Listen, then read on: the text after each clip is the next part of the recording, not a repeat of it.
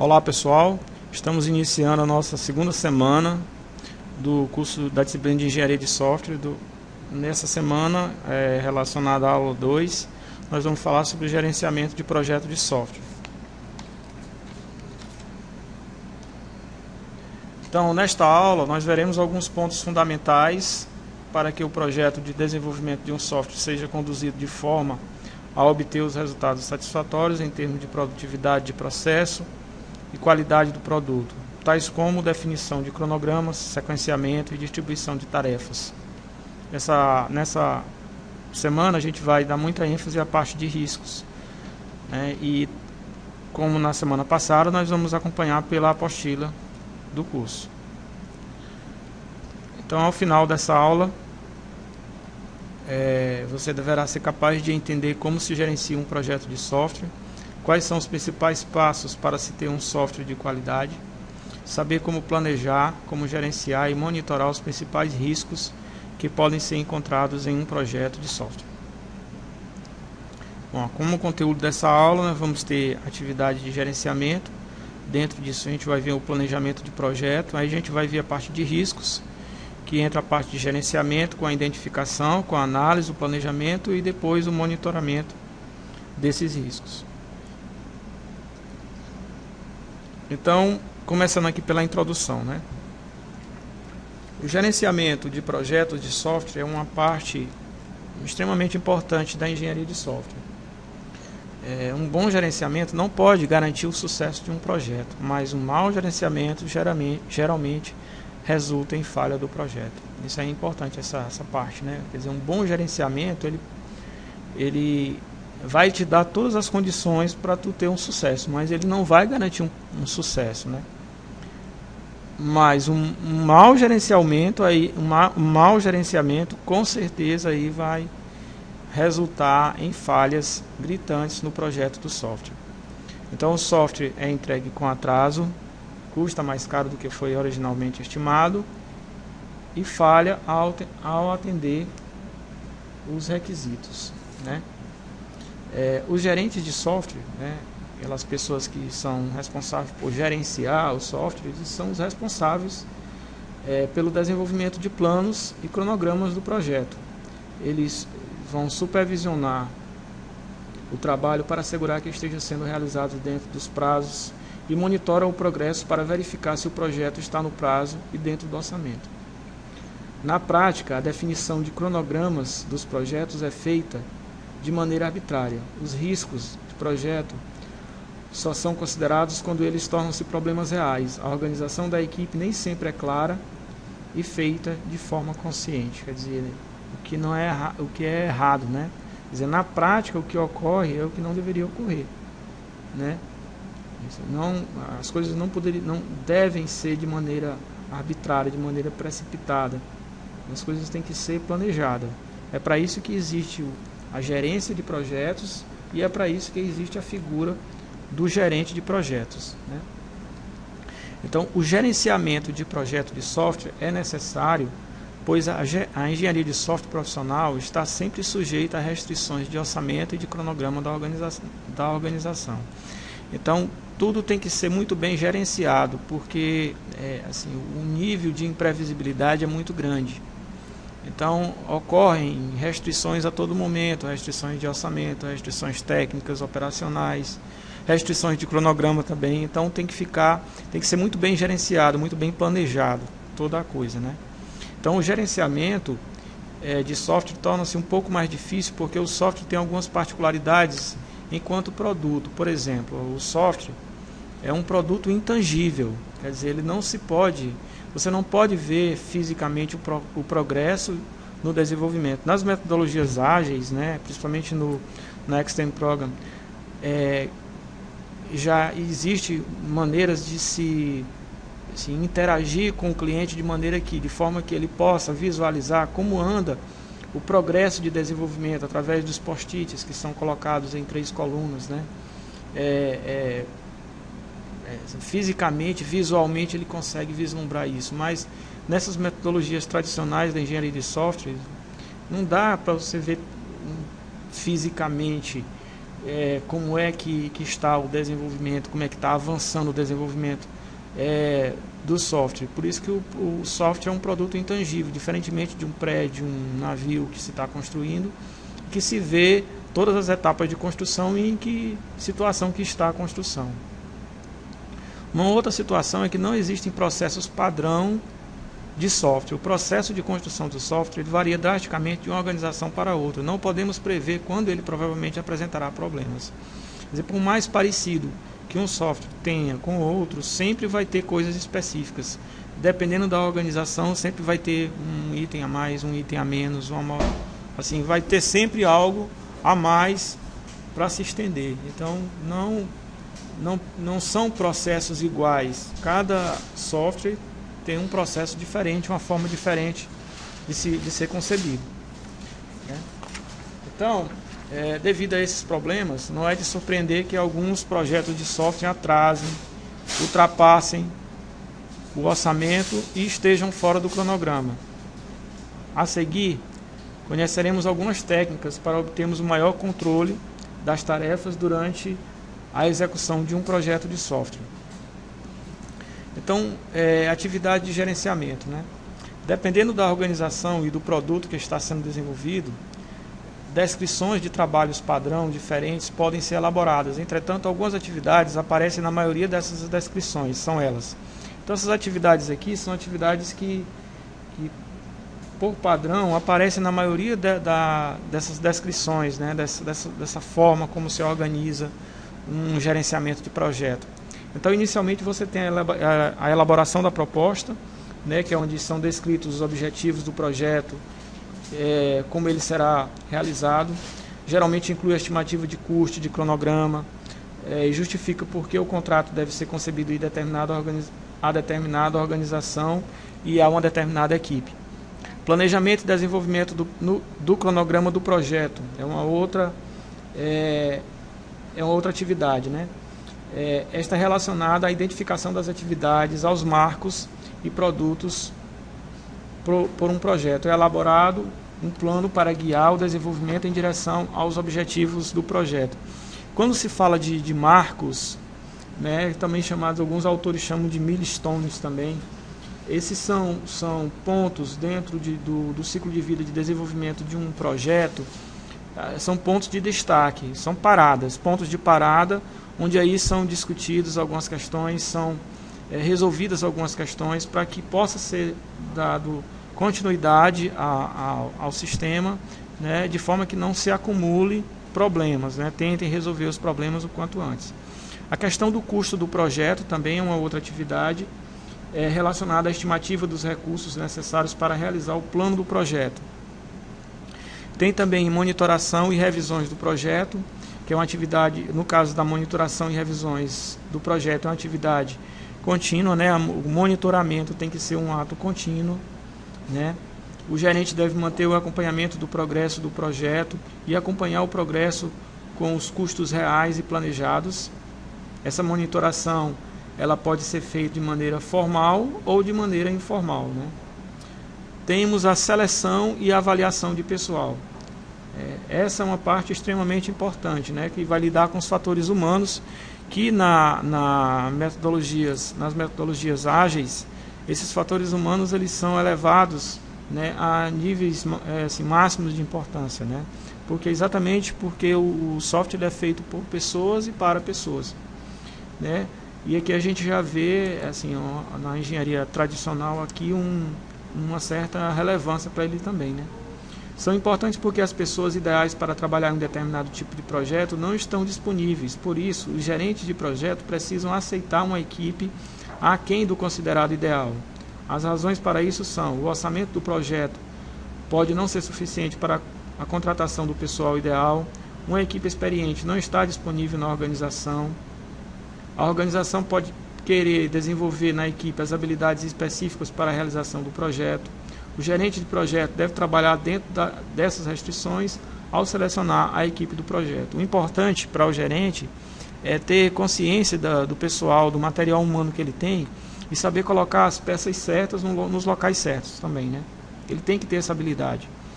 Lembrando que um gerente de projeto não necessariamente tem que ser uma pessoa da área de informática, né? Um gerente de projeto ele pode ser uma pessoa da área de administração de empresas, por exemplo, né? A atividade, o conhecimento técnico sobre o sistema que ele está desenvolvendo, ele pode, através de uma consultoria, tornar-se consciente disso. Agora, as capacidades gerenciais é uma coisa nata, né? É uma coisa que ele já tem que ter isso aí, ou se não tem, ele tem que adquirir para poder encarar, né, o gerenciamento de um projeto. Bom, vamos falar agora sobre o planejamento de projeto. Então, o planejamento de projeto consiste em prever os riscos que podem afetar a construção ou a qualidade do software que está sendo produzido e tomar providências para evitá-los. A análise dos riscos é uma das atividades essenciais para o bom encaminhamento de um projeto de software. Essa atividade está baseada na realização de 4 tarefas conduzidas de forma sequencial, que a gente vai ver em seguida, que é a identificação, a análise, o planejamento e o monitoramento desses riscos. Um plano de desenvolvimento de software estabelece os recursos disponíveis para o projeto e um cronograma para a sua realização. Em algumas organizações, o plano de desenvolvimento é um único documento que inclui diferentes tipos de plano, tais como, quer dizer, algo único, mais que desmembrado nas suas especificidades. Eu vou ter o plano de qualidade, que descreve os procedimentos e os padrões de qualidade usados no projeto. O projeto de avaliação, que descreve a abordagem, os recursos e o cronograma usados para a validação do sistema, né? O plano de gerenciamento de configuração, que descreve os procedimentos e as estruturas de gerenciamento a serem usados. Uma sugestão de plano, né, que a gente pode sugerir, que o nosso material sugere, de desenvolvimento de projeto, é descrito a seguir. Nós temos uma introdução, que vai descrever brevemente os objetivos do projeto e estabelecer as restrições, por exemplo, o orçamento, o prazo, que afetam o gerenciamento do projeto. A organização do projeto é um outro item, que descreve o modo como a equipe de desenvolvimento está organizada, as pessoas envolvidas e seus papéis na equipe, exatamente aquela coisa que eu falei, colocar as pessoas certas nos pontos certos. A análise de riscos, que descreve os possíveis riscos do projeto, a probabilidade de ocorrência desses riscos e as propostas de estratégias de redução desses riscos. Aí vem os requisitos e recursos de hardware e software, que especificam o hardware e o software de apoios necessários para a realização do desenvolvimento. Isso é um fator, pode ser restritivo, né? Quer dizer, tem que ser muito bem analisado, até que questão de hardware nem tanto, mas a questão de software, né? Os softwares de apoio, softwares case, etc. Cronograma de projeto apresentam as dependências entre as atividades, os prazos estimados para terminar cada atividade. É importante que se estabeleça um cronograma consciente e que seja debatido, conversado com o cliente, né? Para que esses tenham um mínimo de concordância, o mínimo de segmento possível desse cronograma. Um outro item, mecanismo de monitoração e elaboração de relatórios. Define os relatórios de gerenciamento que devem ser produzidos, quando eles devem ser produzidos, e os mecanismos de monitoração de projetos usados. O plano do projeto deve ser revisado regularmente durante o projeto. Algumas partes, como o cronograma, mudarão frequentemente, outras não, né? Quer dizer, o cronograma ele pode mudar dependendo de uma etapa que atrasa, alguma coisa que a princípio faz a previsão de que levará 3 semanas, às vezes se estende, às vezes não, né? E por isso o cronograma às vezes muda um pouco. Um processo de planejamento deve ser estabelecido para o desenvolvimento de software. A imagem a seguir, né? Nós temos aí esse pequeno Portugal aí, esse algoritmozinho, mostra uma proposta de processo de planejamento, né? Que o planejamento é um processo interativo e é concluído apenas quando o próprio projeto termina. Então essa figura mostra no início do projeto que é importante se avaliar as restrições, né? A primeira coisa que se tem que definir é as restrições do projeto, quer dizer, data de entrega, pessoal disponível, orçamento. Isso aí muitas vezes assim, a definição dessas restrições, quando ela não é bem feita, ela pode ser algo que venha a impedir o sucesso do projeto. Então tem que ser algo muito bem feito, muito bem elaborado, essa questão das restrições, porque é o gatilho aí, né? Onde tudo começa. A partir daí, faça as outras coisas, né? Então, junto com isso, você deve definir os parâmetros do projeto, como sua estrutura, tamanho, distribuição das funções. Em seguida, defina os pontos, né? Os marcos, como eu já falei, de projetos e os produtos a serem entregues. Após isso, o processo entra num loop, né?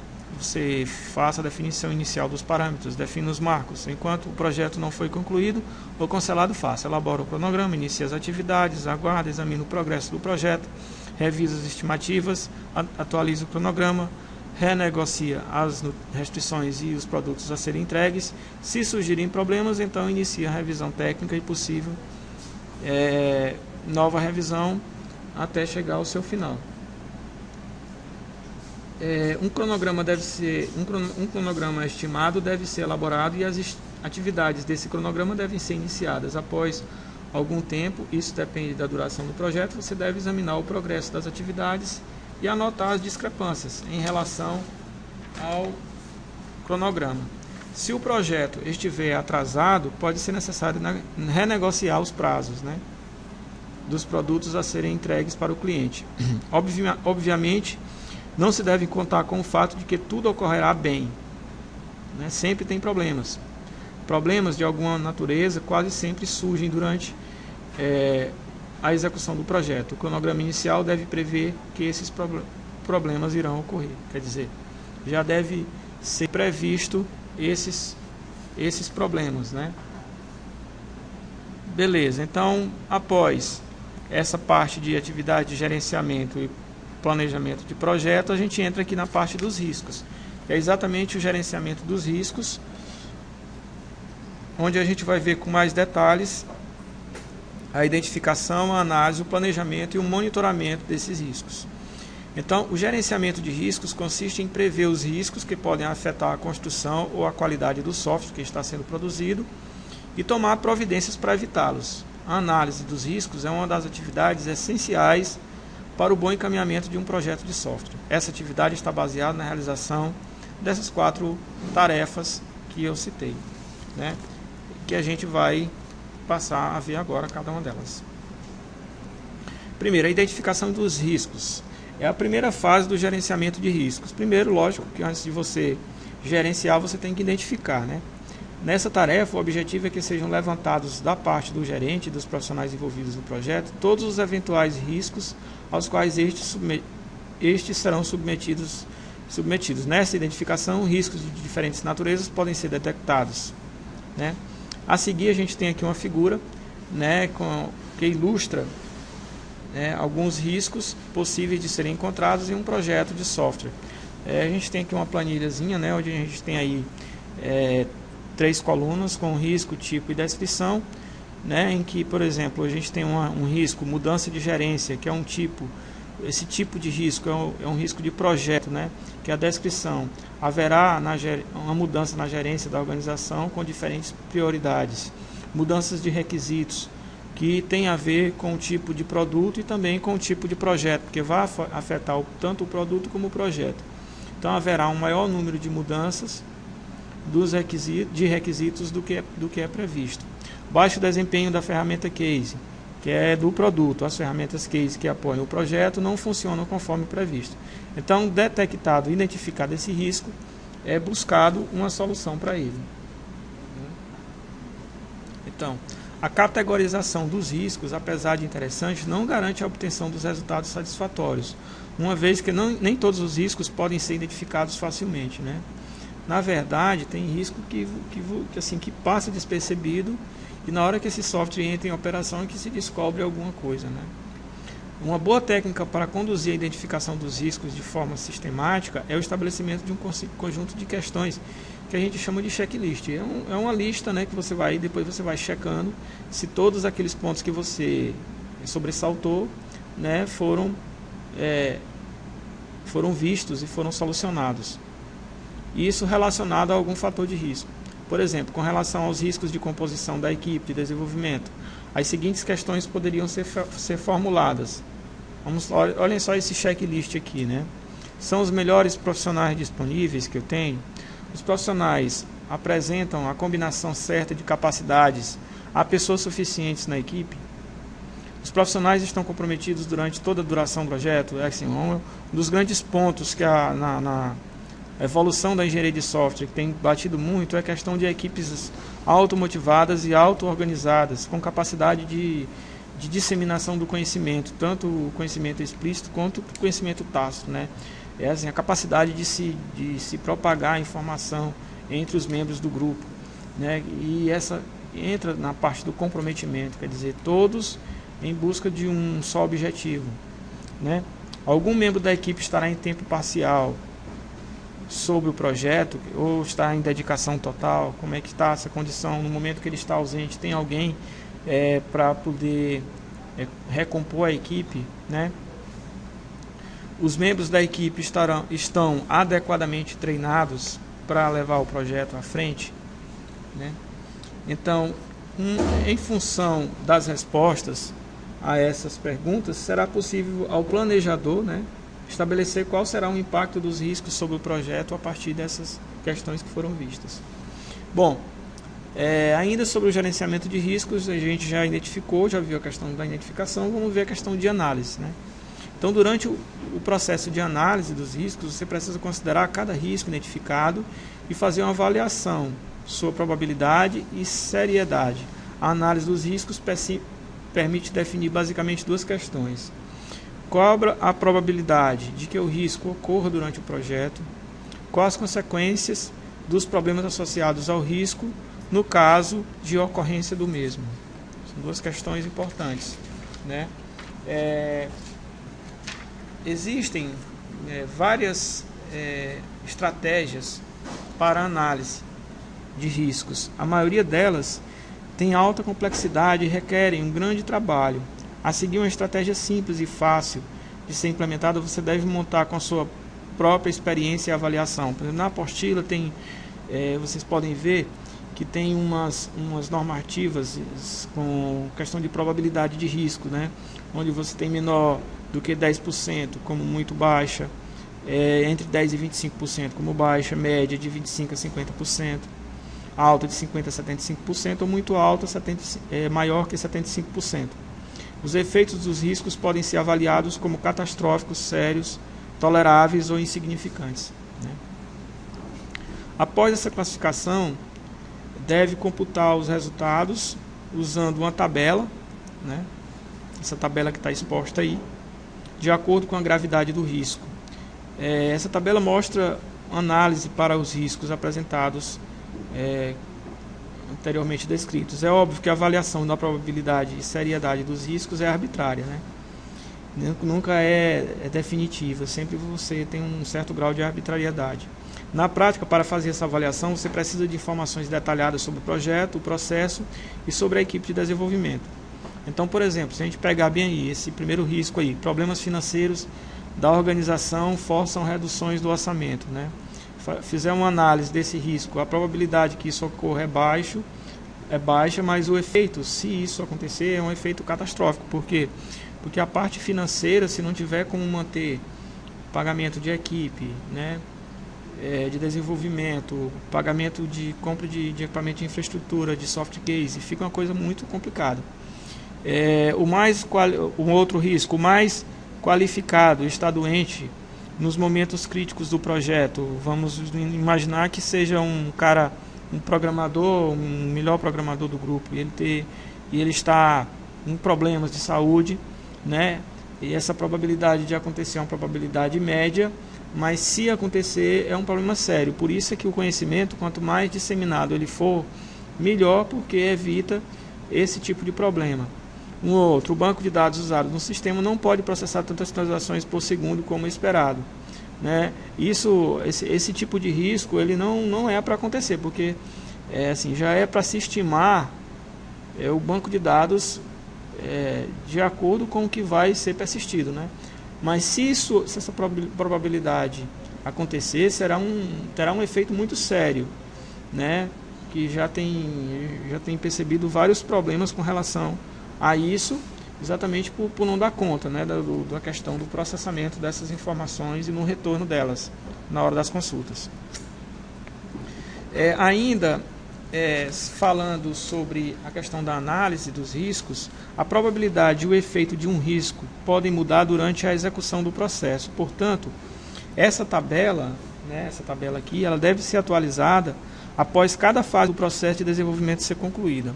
Após os riscos serem avaliados e classificados, você deve avaliar quais são os mais significativos. A avaliação deve depender da combinação da probabilidade de ocorrência do risco e de seus efeitos. Em geral, riscos catastróficos devem sempre ser considerados, assim como todos os riscos sérios que tenham probabilidade de ocorrência acima da média. Então, são dois parâmetros aí a serem analisados, né? Probabilidade e efeito, né? Se ele tem uma baixa probabilidade, né, mas o efeito dele é um efeito catastrófico, assim, pelo efeito você vê que mesmo tendo uma baixa probabilidade de acontecer, né, se acontecer vai ser um grande problema.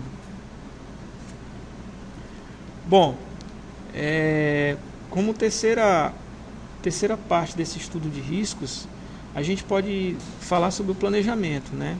Então, o processo de planejamento de riscos considera cada um dos riscos identificados e define a estratégia para gerenciá-los. Não existe um processo simples a ser seguido para definir os planos de gerenciamento de riscos. Ele conta com a avaliação e a experiência do gerente de projeto. Duas possíveis estratégias para os riscos identificados são as seguintes: estratégia de prevenção, quer dizer, prevenir é o melhor remédio, né? Seguir essas estratégias significa que a probabilidade de que o risco ocorrerá será reduzida. E a estratégia de minimização. Seguir essa estratégia significa que o impacto do risco será reduzido.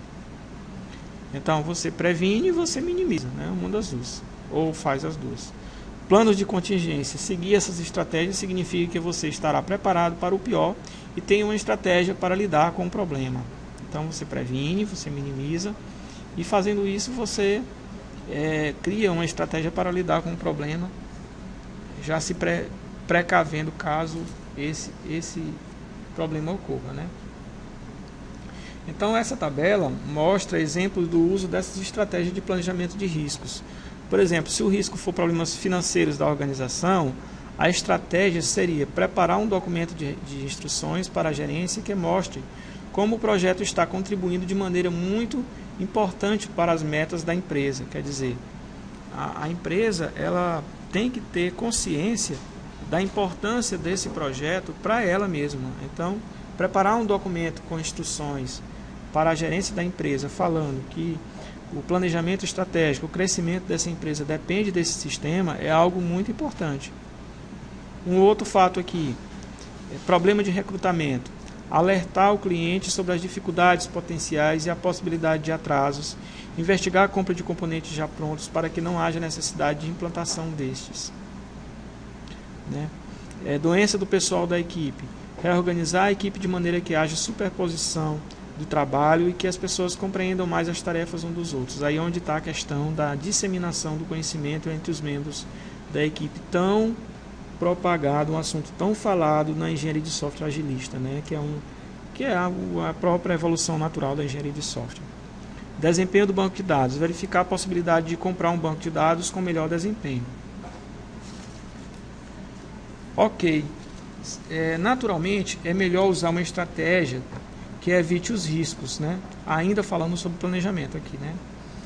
Se isso não for possível, use uma estratégia que reduza as chances que os riscos tenham sérios efeitos. Finalmente, tenha estratégias que reduzam o impacto geral de ocorrência de um risco no projeto ou no produto. Bom, e finalizando aqui essa parte, a gente vai falar sobre a monitoração desses riscos, né? Quer dizer, monitorar. ter o controle, né, sobre eles, não perdê-los de vista. A monitoração dos riscos envolve a avaliação regular de cada um dos riscos identificados para decidir se esse risco está ou não se tornando mais ou menos provável e se os efeitos dos riscos mudaram. Isso não pode ser observado diretamente, ou seja, é necessário observar outros fatores que forneçam indícios, está errado aqui, tá? Forneçam indícios a respeito da probabilidade dos riscos e seus efeitos. Esses fatores são dependentes do tipo do risco. E aqui a gente tem uma planilhazinha, né? Observe que para cada item de itens dos fatores relacionados aos riscos, a gente tem uma planilha para poder se guiar, né? Não é uma receita de bolo, mas é uma maneira de você, a princípio, se organizar, né? Então, essa figura apresenta exemplo de fatores que podem ser úteis na avaliação desses tipos de riscos. Por exemplo, um risco de pessoal. Indicadores potenciais que devem ser monitorados, né? Baixo moral do pessoal, relacionamentos precários entre os membros da equipe, disponibilidade de emprego. Quer dizer, pessoas que têm outro emprego, às vezes dá prioridade para outro projeto e deixa esse projeto em segundo plano. Verificar se é questão do dinheiro que está pouco, questão motivação que está pouco, relacionamento dele com os outros membros. Tudo isso tem que ser investigado porque isso prejudica o bom andamento do projeto. Organizacional, boatos na organização, falta de ação da gerência. Tecnologia, entrega de hardware ou software, de apoio com atraso, muitos problemas de tecnologia relatados.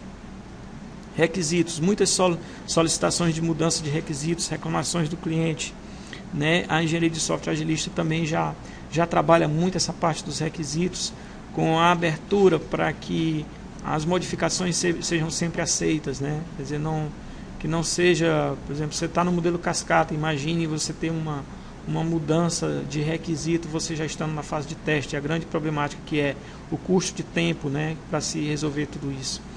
Então, isso aí tem que ser visto muito bem monitorado, né?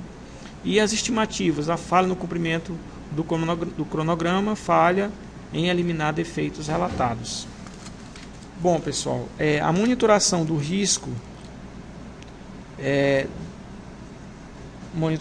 de riscos deve ser um processo contínuo e a cada etapa do desenvolvimento do software é necessário considerar e discutir cada risco separadamente. Ok, gente, aqui a gente finaliza essa segunda semana, né, que nós debatemos aqui sobre a questão do gerenciamento, né, de projeto de software, né, em que a gente observou que a parte de riscos é uma parte extremamente importante, né, que o gerente tem que estar sempre atento. Vai aí uma tarefa e vai também uma cruzadinha para vocês fazerem e também um fórum para vocês debaterem. Um abraço a todos e até a terceira aula.